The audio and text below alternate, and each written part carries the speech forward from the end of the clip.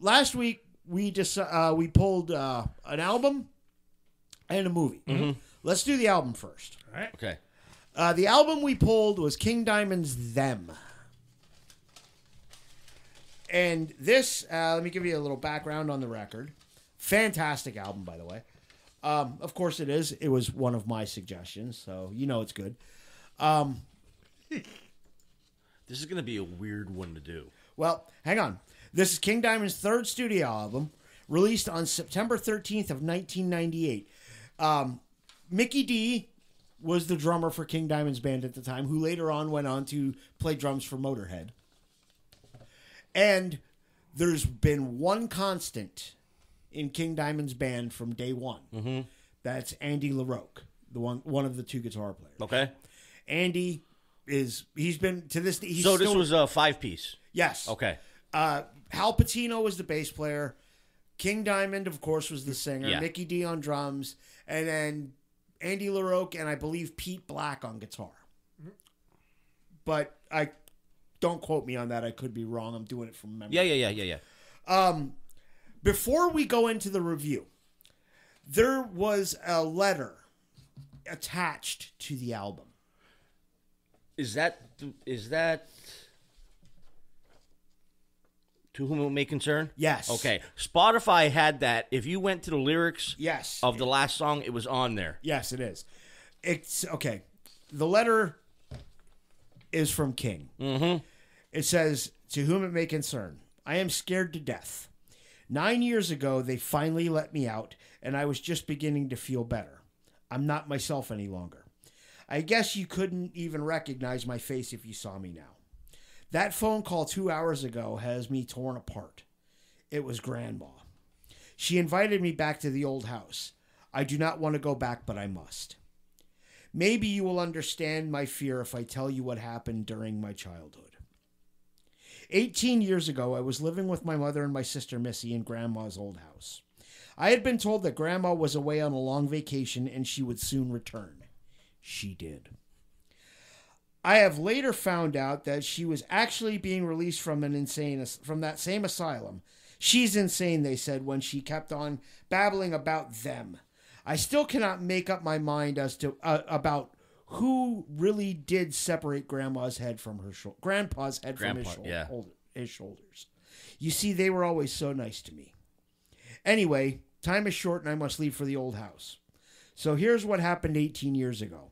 And in case we never see each other again, at least you will know why.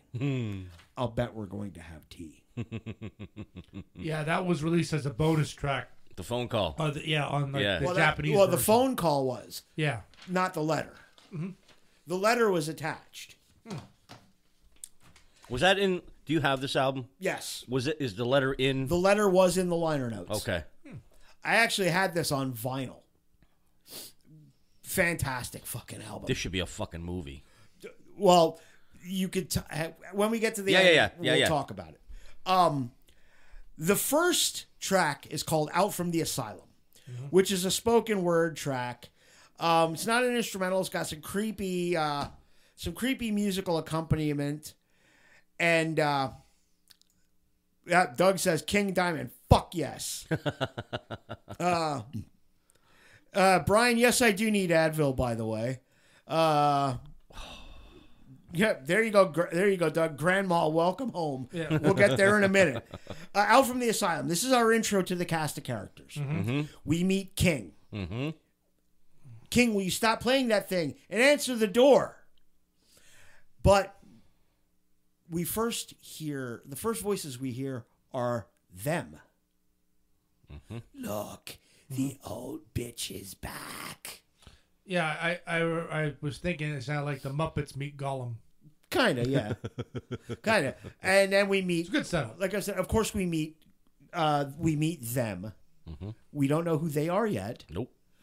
And Grandma's being brought home. And then we meet Missy, who's King's sister, and their mother and King. Wait, look, the old bitch is back. Yeah, finally we got some company again. Why that silly wheelchair? Oh, she's pretending as always. So, this has been an ongoing game with Grandma. Yes. Now, from there, we go to the first, like, quote-unquote song. Mm-hmm. Welcome Home. Mm-hmm. And that fucking drum intro. Mm-hmm. You know, Mickey, like, that's just Mickey D saying, here I am, motherfucker. And it's such an iconic intro. In fact, Kevin Smith used this in Yep. Clerks 2. Clerks Yes, 2. he did. To introduce Jay and Silent Bob again. Yep. There was another song that they used. I know. And you know what? Yeah, Smith used another song. I were think two- the Invisible Guests, maybe. Possibly. But anyway, welcome home. Grandma, welcome home. You have been gone for far too long. And then, you know, they're talking about wait till you see your room up in the attic, prepared just like you said, without a bed. You'll find your rocking chair and the teapot that Missy found. The teapot's going to play play part of the story, folks. Now, this is Grandma welcoming King into her world, and this is like the King's introduction to the fucking insanity. Then think of goblins watching Sarah on Labyrinth through the mirror. There you go. Yeah, that's a good take, Doug. Grandma's, bringing King into her world. Let us go inside. Something's on their mind. They are still alive. Can you see their eyes? Can you see their eyes? And the last line. Now that you are stuck with me, you'd better be my friend. Grandma's laying down the fucking law. The next song is The Invisible Guests. Grandma's letting King in on the secrets Yes. of the house and of Amon. Yes. Amon is the house, the teapot. Yep. You know, it's like what brings them to life. And we're going to find out more about that a little later on. But The Invisible Guest is such a great sign. Yeah, a great song. He like wakes up, hears noises upstairs in the attic, and he looks through the keyhole and he sees all the fucking shit floating around and stuff. Yep. And then she opens the door for him, doesn't she? Well, the door opens. Yeah, the door opens. Yeah. And then she invites him in and puts him in the chair. Yep. Yeah. And that's like she's welcoming him in. Yep. Bad fucking move, King. You'll find out a little bit later on. Next is Tea. This is such a haunting song. Yes, it is. This is when they start to make the tea properly. It requires blood. And the blood, in this instance, is coming from King's mother. This is the first bloodletting of Mother. And, it is time for tea. It is time again. Even your mother is present. We made her sleep in my rocking chair. At first, I felt really scared, but there was no reason to, as I saw the knife creeping out from grandmother's dress. Then it cut a tiny wound in my mother's little hand. Oh, it is time for tea. Oh, it is time again. Such a fucking creepy, creepy song. One of my favorite tracks on the whole album. Now, the bloodletting's continuing, and Missy is starting to notice that things are going not well for Mom. Mom around the house, yeah. Yes. Like, she's not even getting out of bed. She's pale. Yep. She looks terrible. And this is the song Mother's Getting Weaker. And the song Mother's Getting Weaker, Looking Paler Day by Day. You know, Missy is confronting King, trying to get him to do something about this. About the phone, yeah. Right. Call for help. Call for help, but he cuts the wire. All he does is cut the cord. Yep. And then she screamed at my back, I hate you. And that's how the song ends. Yes. The next song is my favorite one. Oh, Bye Bye Missy. Yes. Bye- This fucking song creeped me out. Go ahead. Well, this is Missy. You know it better than I do, but basically Missy comes up into the attic, confronts Grandma and King, and Grandma basically says, "This is the end of you." And them cut her into pieces. Oh, the line, "The fireplace downstairs is going to be the perfect place for you," or something like that. Am I correct? And the bye bye Missy, be gone forever. The beautiful fireplace in the kitchen will do. Yes. Yeah. So Grandma basically drags her down there and... No. They do. They do. Because it said there's a line in there, seeing her drugged by invisible hands. That's right. And the big axe flying now. And they chop her up into bits and throw her in the fireplace. Right. And King sees this all from the outside. He's gone outside the house. Okay. He's gone outside the house. And because Missy broke the teapot. She broke the teapot. That's right. That's what made Grandma snap. And they snap. Yes. She broke it. She broke Amon. So they decide that Missy's got to go. Yeah. And the big axe is flying now. Such a fucking great song. Lyrically, King Diamond is a genius. Musically, King Diamond is a genius. Yeah. He wrote every song on this album Oh, my. by himself, except for, I think, 3 songs Andy LaRocque had a co-writing credit on. Wow. The rest of it is all King. And it's like, this is one of the greatest concept albums you will ever hear. The only dig that a lot of people have is King's voice. Yeah. They don't like the falsetto. And I've heard King Diamond before, so it didn't bother me. But it's not through the entire song. No, he changes his voice. Yeah. Yeah, up and down. Yeah, you're right. Right.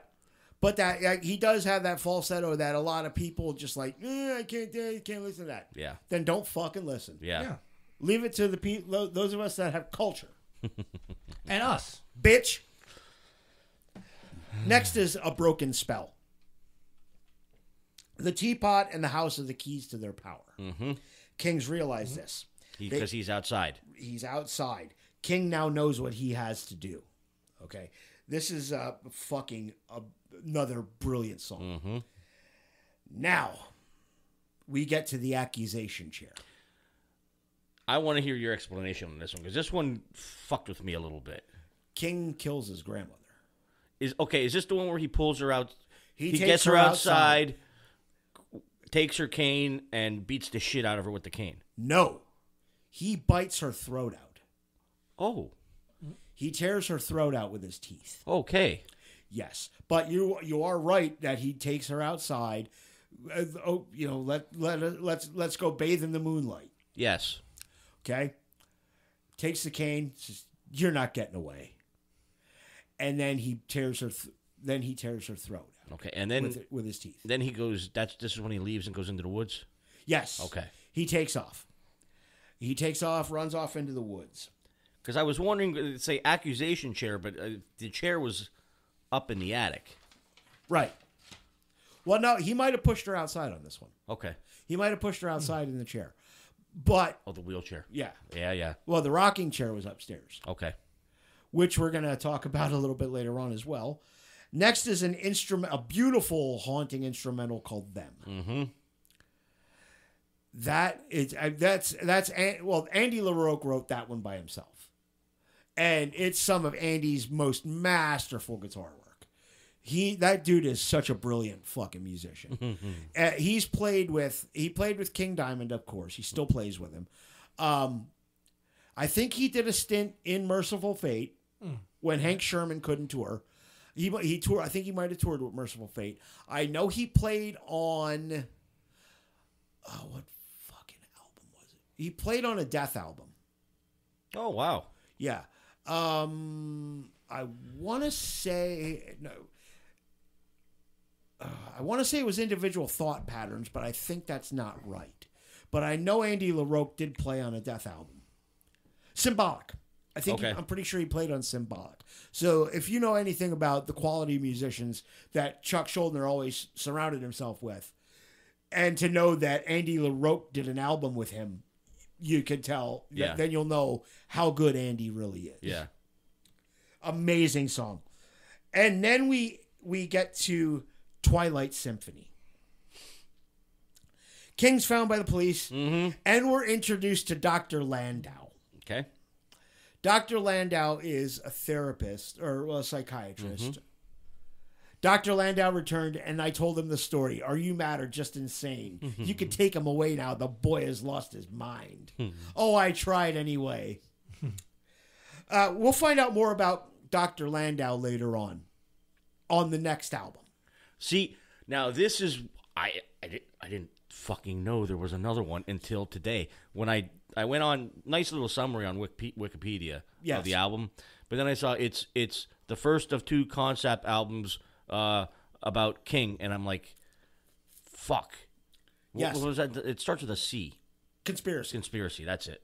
Yeah, when he comes back to the house. Holy Yes. shit. Well, Now hang I gotta on. listen to that. Hang on. Oh, yes, you do. I know. Because we'll find out more about Dr. Landau on the Conspiracy album and what a scumfuck he really is.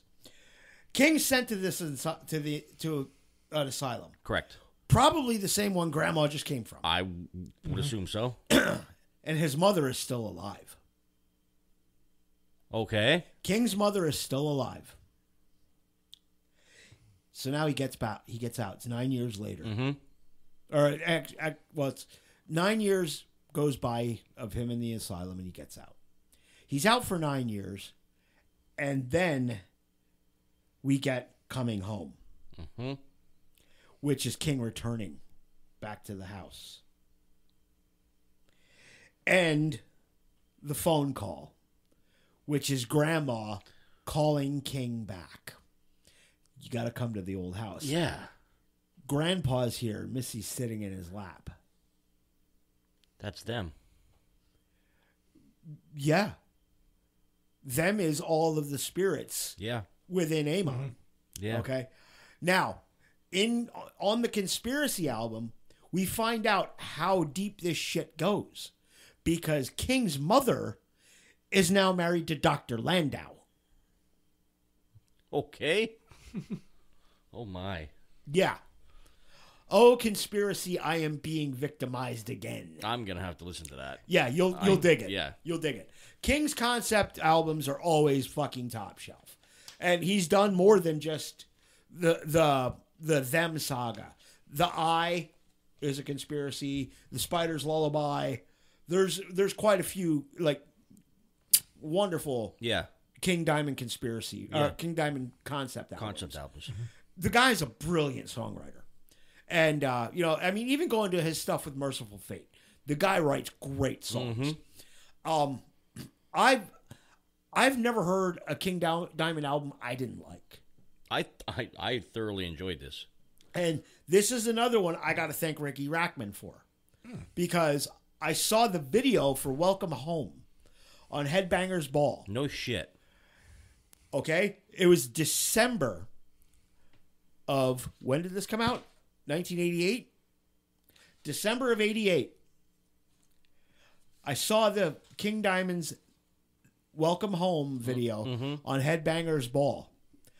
I took my Christmas money up to Soundcheck Records Yes. in Lehighton, and I bought them on vinyl. And then I bought Abigail on vinyl.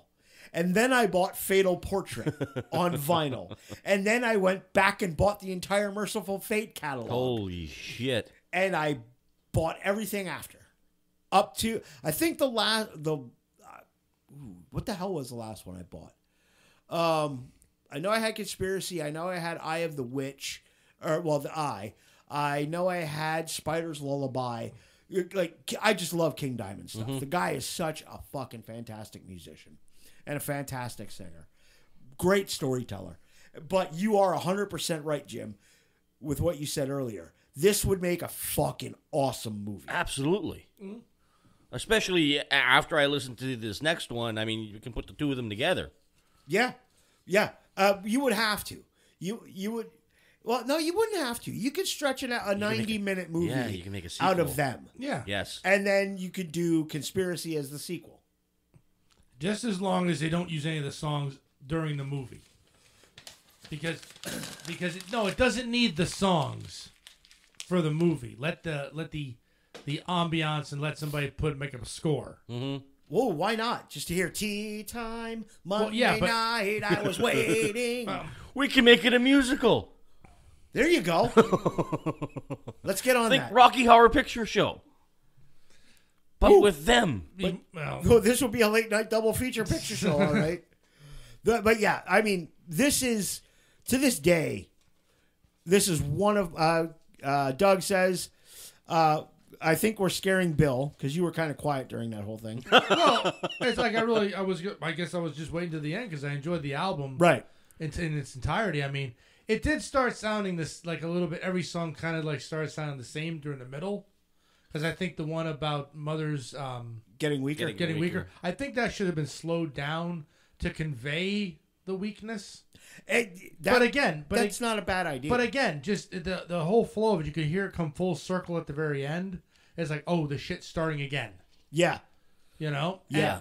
And, it was a very, as I said, it's not something, and it's one album you have to listen to it front to back. Yes. Oh, absolutely. It's hard to just pull one song out and just listen. See, that's why there's nothing on this album on my liked songs Because on Spotify. you can't just hear one because fucking song. you can't jump into the Invisible Guests Yes. and start there. Yes. You can't jump into Twilight Symphony and start there. Yep. You have to listen to the fucking whole record. Yes. But that's not a problem.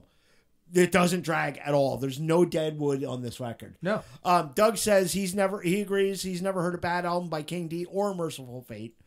I wholeheartedly agree with that sentiment. I've never heard something bad by a King Diamond or Merciful Fate. And Brian says, fuck yeah, my wife would love this shit. She's a horror movie guru. You need to listen to this. You need to listen to this. Yeah, album. Brian. Have her listen to the both albums, King Diamond's Them and Conspiracy. I'll bring this in tomorrow. I printed this off tonight. It's basically the summary of the album. It's fucking great. It's an auditory horror movie. Yes. Is exactly what it is. Yeah.